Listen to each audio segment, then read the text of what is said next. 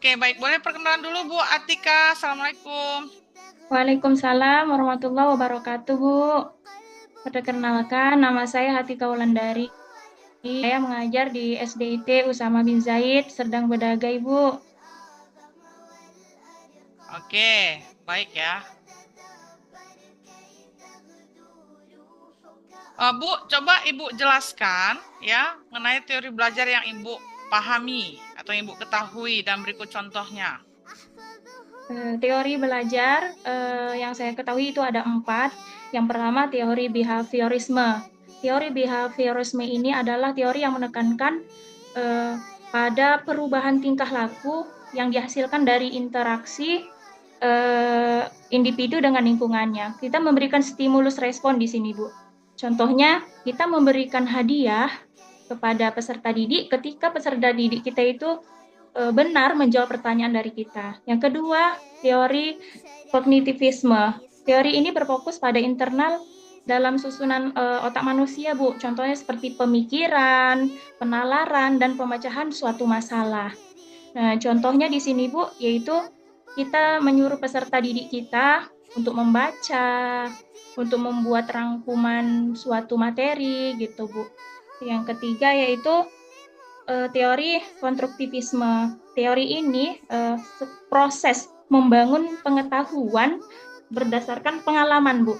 Jadi kalau tadi yang di atasnya berdasarkan tentang pengetahuan, ini berdasarkan dengan pengalaman. Contohnya gini, Bu. Kita belajar PAI.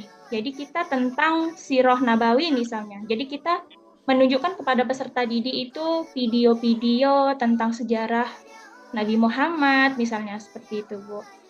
Satu Oke, lagi baik ya. Hah? ya, Saya Bu. pikir cukup ya. Nanti dikuasai lagi teori yang lain ya Bu ya. Iya, Bu, terima kasih. Oke. Selanjutnya saya ingin Ibu menjelaskan kepada saya apa yang menjadi perbedaan antara TP, ATP, dan KKTP. Jangan kepanjangannya ya, Bu. Jangan kepanjangannya. Iya, Tadi Bu. banyak kawan-kawannya kepanjangan TP, tujuan pembelajaran. Iya, itu mah kepanjangan ya. Saya mau Ibu jelaskan apa itu TP, isiannya apa saja, ATP, dan KKTP. Boleh, silakan, Bu. Ya, kalau TP itu kepanjangan dari tujuan pembelajaran. Jadi kita TP ini menggambarkan hasil belajar yang diharapkan setelah peserta didik belajar dengan kita itu ada proses pembelajaran di situ, Bu.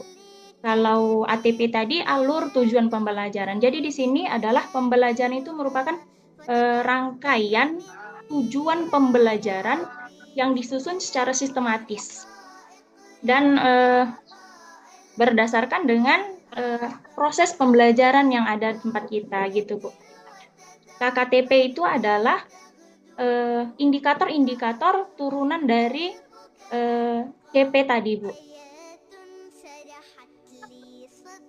KKTP ya. Ya, Bu. Oke. Baik, selanjutnya ya, Bu. Saya ingin bertanya mengenai instrumen asesmen di dalam kurikulum Merdeka. Ada Iya, berapa Bu. instrumen asesmen dalam kurikulum Merdeka, Bu? Ya, asesmen dalam kurikulum Merdeka ada 3, Bu. Yang pertama asesmen diagnostik, yang kedua asesmen formatif, yang ketiga asesmen sumatif. Kalau Kapan asesmen itu dilaksanakan? Kapan uh, dilaksanakan? kalau asesmen diagnostik itu di awal pembelajaran, Bu. Seperti contohnya kita memberikan pretest seperti itu. Kalau yang kedua itu asesmen formatif, itu ketika proses pembelajaran sedang berlangsung. Contohnya kita memberi apa? Kuisis gitu, Bu. Di dalam pembelajaran kita memberikan kuisis kepada peserta didik. Yang ketiga itu asesmen eh, sumatif. Nah, asesmen sumatif ini untuk menilai ketika pembelajaran di periode akhir. Contohnya seperti yang sedang kami lakukan semalam, Bu, yaitu kami sedang ujian semester ganjil seperti itu, Bu. Ya, oke. Baik ya. Selanjutnya, saya ingin Ibu menjelaskan kepada saya apa yang dimaksud dengan pendekatan TPATK. Ya, pendekatan TPACK itu adalah kepanjangan dari teknologikal, pedagogikal, dan content knowledge. Jadi ini mengintegrasikan teknologi di dalam pembelajaran. Gitu, Bu. Di sini TPACK itu terdapat 3 aspek. Yang pertama, CK. CK itu content knowledge. Jadi kita sebagai guru harus menguasai yang namanya materi pembelajaran yang akan kita ajarkan. Yang kedua itu ada namanya PK, Bu. Kalau PK itu pedagogic knowledge. Yang mana ini kita mempunyai strategi. Strategi atau model pembelajaran. Yang ketiga adalah TK. Nah, TK di sini ada technological knowledge. Ya, di sini kita menggunakan media teknologi. Kita memberikan video kepada anak pakai proyektor, pakai laptop, dan kita masukkan link dari YouTube video pembelajaran kita di dalam TPACK tersebut, Bu. Gitu, Bu. Oke. Ibu pakai itu juga di apa? Di sekolah? Insya Allah saya pakai, Bu. Oh, pakai. Oke, selanjutnya ya Bu, saya ingin bertanya mengenai eh, asesmen diagnostik itu kapan dilaksanakan Bu? Di awal pembelajaran, Bu. Di awal untuk mengidentifikasi siswa ya. Iya, untuk mengidentifikasi siswa, Oke. Bu.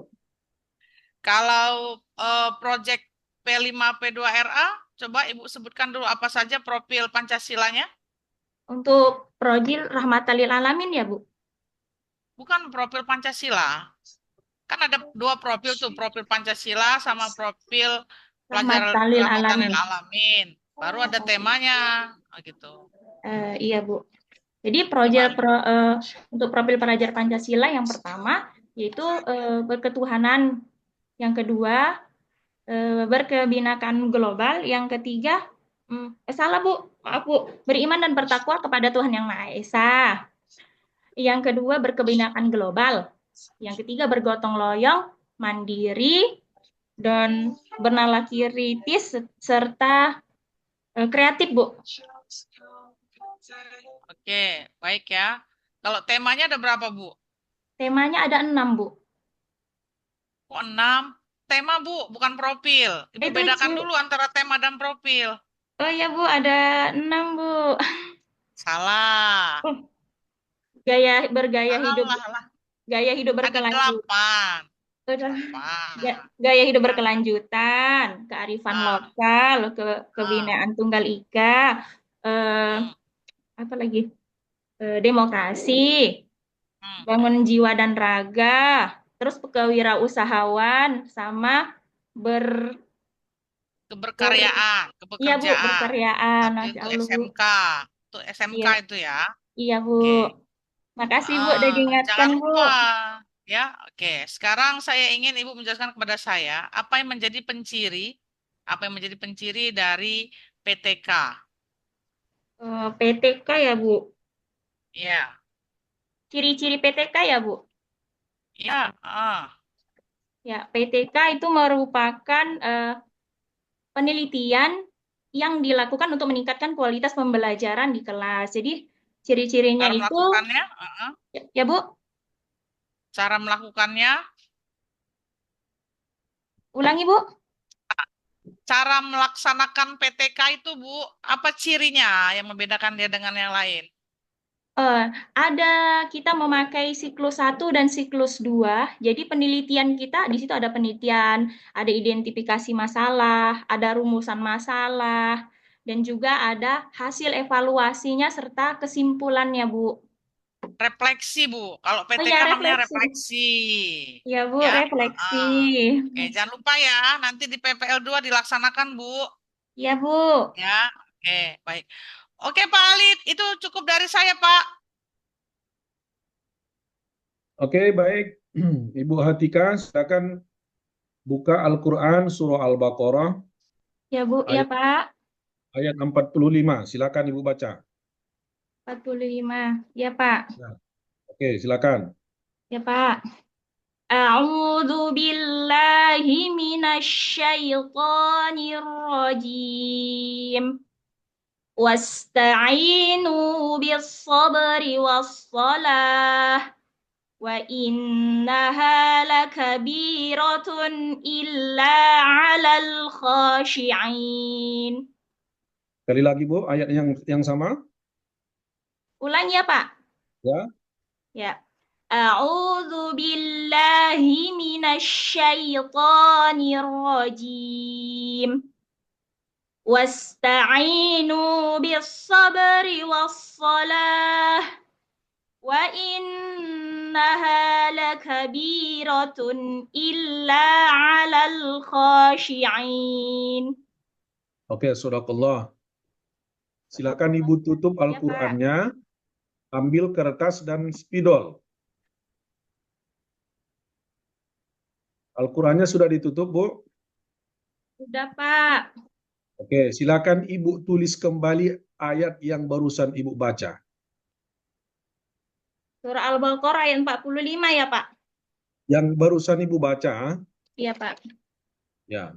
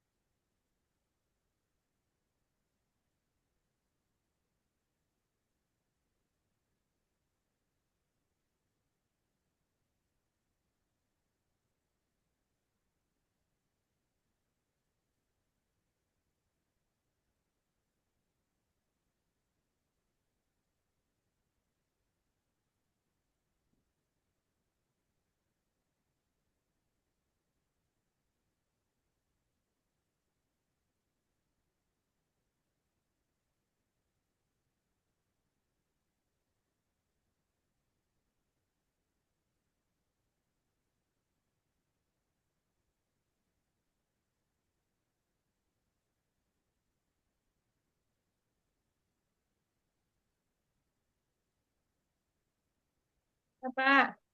Sudah Ibu tunjukkan ke layar monitornya.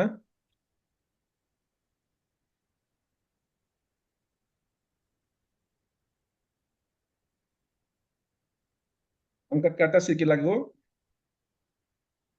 Ke atas, ke atas, ke atas. Ke kanan, ke kanan. Jangan diturunkan. Oh, dan turun kantor, Pak. Ke atas, ke atas, baru ke kanan sedikit. Ke kanan. Kurang atas lagi, kurang naik, kurang naik. Ke kanan sedikit lagi, bernampak semua. Oke. Illa alal khasi'in. Pakai huruf sin biasa atau pakai huruf shin titik tiga?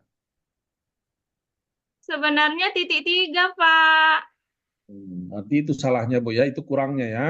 Ya, Pak. Illa alal khasyi'in. Pakai huruf shin, bukan huruf sin, ya. Ini Oke, sebenarnya baik. Oke, sudah, Bu. Oke, Bu, silakan ditutup.